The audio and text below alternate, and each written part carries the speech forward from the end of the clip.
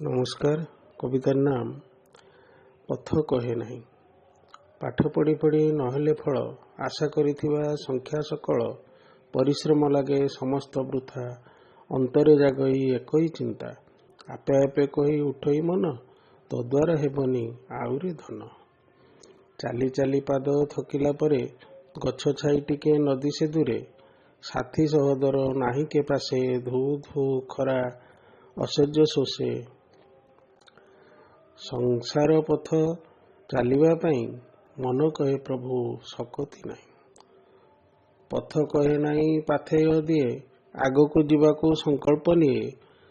ଯିଏ ଫେରିଯାଏ ବରି ନିଏ ଉପହାସ, ଯିଏ ମାନି ନିଏ ରଚିଯାଏ ଇତିହାସ।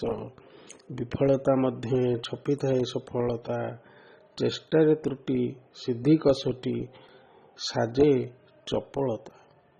ଧନ୍ୟବାଦ।